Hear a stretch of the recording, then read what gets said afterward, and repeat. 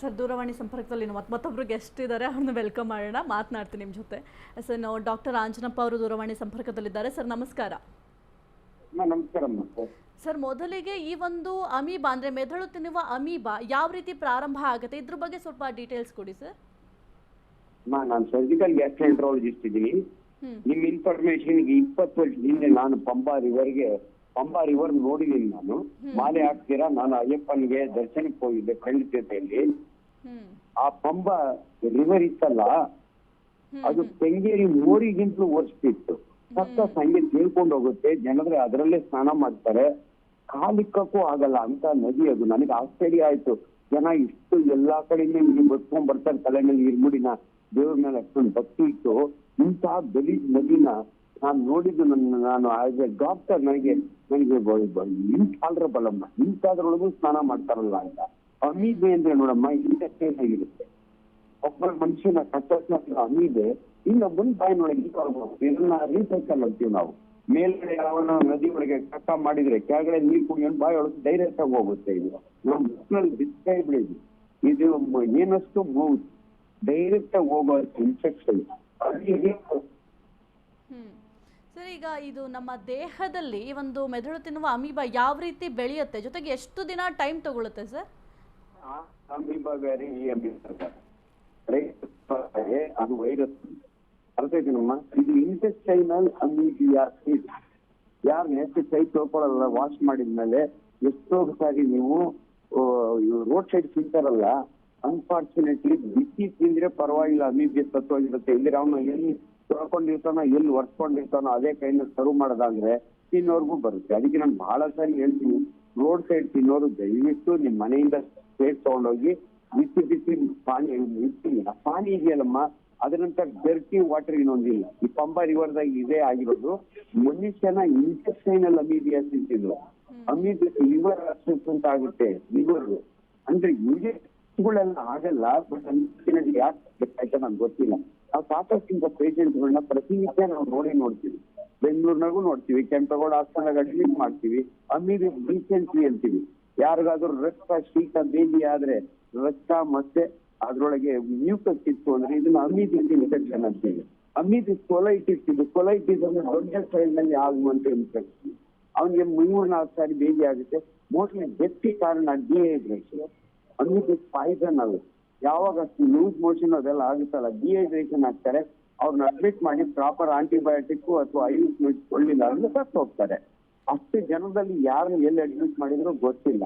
Usually ಬೆಂಗಳೂರಿನ ಯಾರು ಯಾವುದೇ ಹಾಸ್ಪಿಟಲ್ಗೆ ಅಮೀಬಿಕ್ ಕೊಲೈಟಿಸ್ ಪೇಷಂಟ್ ಅಡ್ಮಿಟ್ ಆದ್ರೆ ರಿಕವರಿ ಆಗೇ ಮನೆಗೆ ಹೋಗ್ತಾನೆ, ಯಾರು ಸತ್ತೋಗಲ್ಲ. ಬಟ್ ಅಷ್ಟು ಜನಗಳಲ್ಲಿ ಇದೊಂಥರ ಕಾಲ್ರಾ ಇದ್ದಂಗೆ.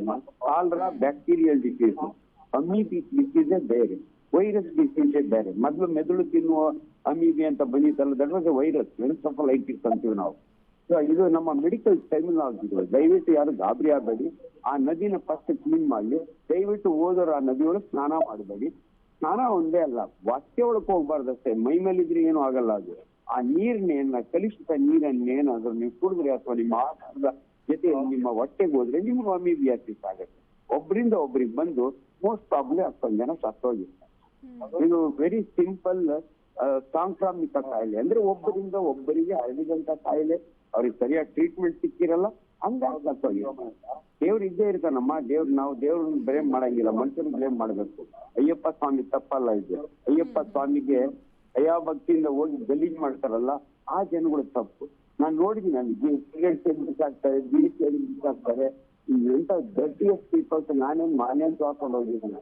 ನೋಡೋಣ ಹಾಗೆ ಡಾಕ್ಟರ್ ಅಂತ 5 ಜನ ಡಾಕ್ಟರ್ಗಳು ನಾವು ಅಮ್ಮಾಗದು ಸ್ಟಾರ್ಟ್ ಮಾಡ್ಕೊಂಡು 20 ವರ್ಷದಿಂದ ಹೋಗಿದ್ವು. ಪಂಬಾ ರಿವರ್ ನೋಡ್ಬಿಟ್ಟು ಅನ್ಬಿಲೀವಬಲ್. ಇದು ನೆಕ್ಸ್ಟ್ ಪೀಸಸ್ ಎಲ್ಲ ಫ್ಲೋಟ್ ಆಗ್ತಾ ಇರುತ್ತೆ. ಅದ್ರೊಳಗೆ ಕಾಲಿಕ್ಕಕ್ಕೂ ಭಯ. ಅಂಥದ್ರೊಳಗೆ ಅದ್ರ ಮುಡುಕ್ತಾರೆ ಅಂದ್ರೆ ಈ ಜನಗಳಿಗೆ ಏನ್ ಹೇಳ್ಬೇಕು. ಆ ರೀತಿ ಆಗಿದೆ ಅಮ್ಮ. ಇದು 100% ಡೆತ್, ಪ್ರಿವೆಂಟಬಲ್ ಡೆತ್. ಅಂತ ಪೇಷಂಟ್ಗಳನ್ನ ಅಡ್ಮಿಟ್ ಮಾಡಿ ಅವ್ರಿಗೆ ಆಂಟಿ ಅಮೀಬಿಯಸ್ ಟ್ರೀಟ್ಮೆಂಟ್ ಇದೆ ನಮ್ಮ ಹತ್ರ. ವಂಡರ್ಫುಲ್ ಡ್ರಗ್ಸ್ ಇದಾವೆ. ಉಳ್ಕೊಂಡಿರೋದು ಆ ಜನಕ್ಕೆ ಅಷ್ಟು ದೊಡ್ಡ ಎಲ್ಲಿ ಅಂತ ಅಡ್ಮಿಟ್ ಮಾಡ್ತಾರೋ. Is the problem. ಕೇಳ್ತಾ ಇದೆಯಮ್ಮ? ಹಾಂ ಸರ್, ಕೇಳ್ತಾ ಇದೆ ಸರ್. ಈಗ ಕೋವಿಡ್ ರೀತಿಯಲ್ಲೇ ಇದು ಕೂಡ ಹರಡುತ್ತೆ ಅಂತಂದರೆ, ಈಗ ನಾವು ಕೋವಿಡ್ ಟೈಮಲ್ಲಿ ಯಾವುದೆಲ್ಲ ಪ್ರಿಕಾಕ್ಷನ್ ತೊಗೊಂಡಿದ್ದು ಅದೇ ರೀತಿ ಇಲ್ಲೂ ಕೂಡ ಪ್ರಿಕಾಕ್ಷನ್ ತೊಗೋಬೇಕಾಗತ್ತೆ. ಸೊ ಯಾವ ರೀತಿ ಪ್ರಿಕಾಕ್ಷನ್ ತೊಗೋಬೋದು sir? Covid upper respiratory viral infection, ಇದು ಇಂಟೆಸ್ಟೈನಲ್ ಇನ್ಫೆಕ್ಷನ್. ಇದು ವೈರಸ್ ಅಲ್ಲ, ಇದು ಅಮೀಬೆ ಅಂತೀವಿ ನಾವು. ನಮ್ಮ ಕ್ಲಾಸಿಫಿಕೇಶನ್ ಅಂದ್ರೆ ಬ್ಯಾಕ್ಟೀರಿಯಾ, ವೈರಸ್ ಅಂಡ್ ಅಮೀಬೆ ಅಂತೀವಿ. ಇದಕ್ಕೆ ಓನ್ಲಿ ಕೈ ಚೆನ್ನಾಗಿ ತೊಳ್ಕೊಳ್ಳೋದು, ನಿಮ್ಮ ಆಹಾರ ಕಲುಷಿತ ಆಗ್ದಂಗಿರೋದು. ಇದು ಆಹಾರ ಮತ್ತು ನೀರಿನಿಂದ ಹರಡುವ ರೋಗ. ಅದಂಗಲ್ಲ, ಪಡಿ ಒಬ್ಬರಿಂದ ಮಾಸ್ಕ್ ಹಾಕೊಳ್ಳಿ, ಇದು ಹಂಗಲ್ಲ. Exclusively ಟೀಕೋ oral. ಟೀಕೋ ಅಂದ್ರೆ ಚೀಟಿದ್ದು, ಓರಲ್ ಅಂದ್ರೆ ಬಾಯಿಗೆ ಹೋಗೋದು. ಇಷ್ಟೇ. ಆಹಾರ ಮತ್ತೆ ನೀರು ಎಲ್ಲರೂ ಆ ನೀರ್ನ ಕಾಯಿಸಿ ಕುಡಿದಿದ್ರೆ ಅವರಿಗೆ ಸಪ್ಪಗಿರೋದು. ಅದನ್ನೇ ಹೇಳೋದು, ಇಂಥ ಜಾತ್ರೆಗಳಲ್ಲಿ ನೀವು ಕಾಯಿಸಿದ ನೀರನ್ನು ಕುಡಿದ್ರಿ, ಕಾಯಿಸಿ ಬಿಸಿ ಬಿಸಿ ಇರೋ ಊಟ ತಿನ್ನಿ. ಅಂದ್ಮೇಲೆ ಯಾರು ಸರ್ವ್ ಮಾಡ್ತಾರೋ ಅವ್ರು ಕೈಗಳು ತೊಳೆಯೋದಂದ್ರೆ ಸುಮ್ಮನೆ 3 ಸೆಕೆಂಡ್ ತೊಳೆಯೋದಲ್ಲಮ್ಮ. ಉಗುರುಗಳು ಕಟ್ ಮಾಡಿರ್ಬೇಕು. ಯಾವನು ಉಗುರು ಕಟ್ ಮಾಡಿರಲ್ಲ, ಸುಮ್ಮನೆ ಏನೋ ಒಂದು ಗ್ಲೌಸ್ ಹಾಕ್ತಾರೆ ಇದು ಅದು ಎಲ್ಲೆಲ್ಲೋ ಇರುತ್ತೆ. ಇದೆಲ್ಲ ನೋಡ್ಬೇಕು. ಅದನ್ನ ಏನೋ ಅಂದಿದ್ದಾಗಿ ತಿಂಡಿ ಆಗಲ್ಲ. ಈಗ ವಾಪಸ್ ಬರ್ತಾರೆ ಊರಿಗೆ ಅಂತ ಇವತ್ತು ಒಳ್ಳೆ ನ್ಯೂಸ್ ಅಂದ್ರೆ ಜನಗಳಿಗೆ ಎಚ್ಚರ ಬರುವಂತ ಕರೆಕ್ಟ್ ನ್ಯೂಸ್ ಇದೆ. ನಾನು ನೋಡಿ ಕರೆಕ್ಟ್ ಟ್ರೂತ್ ಇದು ಅಂತ ಅನ್ಸು. ಜನಗಳು ಇಷ್ಟು ತಿಳುವಳಿಕೆ ಬಂದು ದೇವ್ರು ಇದೇ ಇರ್ತಾನೆ ಎಲ್ಲಾ ಕಡೆನೂ. ಯಾವ ದೇವ್ರು ನಿನ್ನ ಬರೀ ಕಾಲ್ನ ಬಾ ಅಂತ ಹೇಳಿರಲ್ಲ. ಅಮ್ಮ ನಾನು ಇನ್ನೊಂದು ಹೇಳ್ತೀನಿ, ಎಷ್ಟು ಜನಕ್ಕೆ ಕೇಳಿಸ್ಕೊತಿದಾರೋ ಗೊತ್ತಿಲ್ಲ. ನಾನು ಸರ್ಜನ್ ಆಗಿ 1000 ಆಪರೇಷನ್ ಮಾಡಿದೀನಿ. ಈ ಟೈಮ್ಗಳಿಗೆ ಎಷ್ಟು ಜನ ಕಾಲ್ ತೆಗೆದಿದ್ದೀನಿ ಅಂದ್ರೆ ಡಯಾಬಿಟಿಸ್ನವರು ಬರೀ ಕಾಲ್ನ ನಡ್ಕೊಂಡು ಹೋಗ್ತಾರೆ. ಅದರಿಂದ ವಾಪಸ್ ಬರೋಸಕ್ಕೆ ಕಾಲು ಸ್ವಲ್ಪ ಉಚ್ಕೊಂಡು ಸೆಲ್ಯುಲೈಟಿಸ್ ಆಗಿ ಕಾಲೇ ತೆಗಿತೀವಮ್ಮ. ನಾನು ತುಂಬಾ ಜನಕ್ಕೆ ಹೇಳ್ತೀನಿ, ದಯವಿಟ್ಟು ದೇವ್ರು ಯಾವನು ನಿನ್ಗೆ ಬರೀ ಕಾಲ್ನ ಬಾ ಅಂತ ಹೇಳಿಲ್ಲ. ಚಪ್ಪಲಿ ಹಾಕೋ. ಅದು ಡಯಾಬಿಟಿಕ್ ಬರೀ ಕಾಲ್ನ ನಿಮ್ ಮನೆಯಲ್ಲೂ ಓಡಾಡ್ಬೇಡ. ಕೆಲವ್ರಿಗೆ ಆಶ್ಚರ್ಯ ಆಗುತ್ತೆ ನನ್ನ ಮಾತನ್ನು ಕೇಳಿ. ನೀನ್ ದೇವ್ರಿಗೆ ಏನ್ ಕೈ ಮುಗಿತೀಯೋ ಹಂಗೆ ನೀನ್ ಚಪ್ಪಲಿಗೆ ನೀನ್ ಕಾಲಿಗೆ ಕೈ ಮುಗಿದ್ರೆ ನಿನ್ ಕಾಲು ಉಳಿತದೆ. ಇದು ಅಮೇಜಿಕ್. ಐ ಮೀನ್ ಇದು ಡಯಾಬಿಟಿಸ್ ಇರೋ ಪೇಷಂಟ್ಗೆ ನಾನು ಮನವಿ ಮಾಡ್ತೀನಿ, ದಯವಿಟ್ಟು ಯಾವ ದೇವ್ರು ನಿನ್ ಚಪ್ಪಲಿಗೆ ತಪ್ಪು ಮಾತಾಡ್ತಾರೆ. ನಿನ್ನ ಚಪ್ಪಲಿಗೆ ಸಮಾನ ಅಂತಾರೆ. ಚಪ್ಪಲಿ ದೇವ್ರಿದ್ದಂಗೆ ಡಯಾಬಿಟಿಸ್ ಇರೋದು. ಇವೆಲ್ಲ ತಿಳ್ಕೋಬೇಕಮ್ಮ. ಇದು ನಮ್ಮಂತವ್ರು ಹೇಳ್ಬೇಕು ನಾವು. ಅನ್ಫಾರ್ಚುನೇಟ್ಲಿ ನನ್ನ ಪ್ರೊಫೆಷನ್ ಆಗಿ ಯಾರನ್ನೂ ನಾವು ಎಚ್ಚರಿಸೋದಿಲ್ಲ. ಮೆಡಿಕಲ್ ಕಾಲೇಜ್ನ ಮಾತ್ರ ಪಾಠ ಮಾಡ್ತೀವಿ, ಜನಸಾಮಾನ್ಯರಿಗೆ ಅರ್ಥ ಆಗೋದಿಲ್ಲ. ಅದನ್ನ ದಯವಿಟ್ಟು ಆ ರಿವರ್ನ ಕ್ಲೀನ್ ಮಾಡಿಸ್ಬಿಟ್ರೆ, ಅಯ್ಯಪ್ಪ ಸ್ವಾಮಿಗೆ ಅಲಂಕಾರ ಮಾಡ್ತಾರಲ್ಲ ಅಷ್ಟು ತೊಳೆದು ಈ ತೀರ್ಥ ಹಾಕಿ ಆ ತೀರ್ಥ ಹಾಕಿ ಅದೇನು ಮಾಡೋದ್ ಬೇಡ. ಆ ದೇವರಿಂದ ಯಾರಿಗೂ ಕಾಯಿಲೆ ಬರಲ್ಲ. ಈ ನದಿಯಿಂದ ಕಾಯಿಲೆ ಬರುತ್ತೆ. ಈ ನದಿನ ಕ್ಲೀನ್ ಮಾಡಕ್ ಹೇಳಿ ಆ ಸರ್ಕಾರಕ್ಕೆ, ನಮ್ಮ ಸರ್ಕಾರಕ್ಕೆ, ಎಲ್ಲ ಸರ್ಕಾರಕ್ಕೂ ಇಷ್ಟು ಜನದ ಪ್ರಾಣ ಉಂಟು. ಸರ್ ನಿಜ, ನೀವು ಹೇಳ್ದಂಗೆ ದೈವ ಬಲದ ಜೊತೆಗೆ ನಮ್ಮ ಆರೋಗ್ಯದ ಪರಿಸ್ಥಿತಿ ಕೂಡ ಮುಖ್ಯ ಆಗುತ್ತೆ ಸರ್. ಈಗ ಏನಾದರೂ ಹೆಲ್ತ್ ಇಶ್ಯೂಸ್ ಇರೋರು ಈ ಟೈಮಲ್ಲಿ ಹೋಗೋದು ಒಳ್ಳೇದಾ ಅಥವಾ ಏನು ಮಾಡಬೇಕಾಗುತ್ತೆ ಸರ್? ಏನಾದರೂ ಪ್ರಿಕಾಕ್ಷನ್ ತೊಗೋಬೇಕಾ? ಈಗ ಕೆಲವೊಂದಿಷ್ಟು ಟ್ಯಾಬ್ಲೆಟ್ಸ್ ತೊಗೋತಾ ಇರ್ತಾರೆ, ಈಗ ಯಾತ್ರೆಗೆ ಹೋಗ್ತಾರೆ, ಆ ಟೈಮಲ್ಲಿ ಏನಾದರೂ ಪ್ರಾಬ್ಲಮ್ ಆಗುತ್ತಾ, ಹೇಗೆ ಸರ್?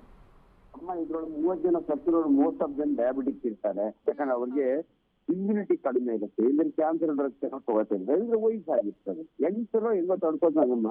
21 ವರ್ಷ ಯುವಕನಿಗೆ 20 ಸಾರಿ ಬೇದಿ ಹೊಡೆದ್ರು ಏನೂ ಆಗಲ್ಲ.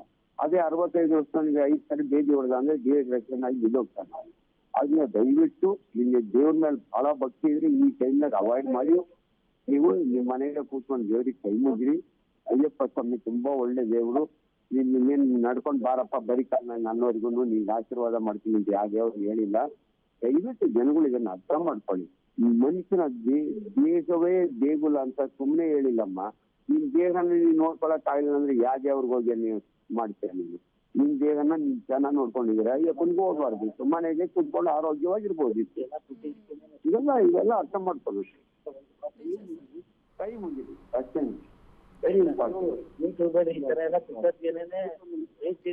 ಹೌದಲ್ಲಮ್ಮ?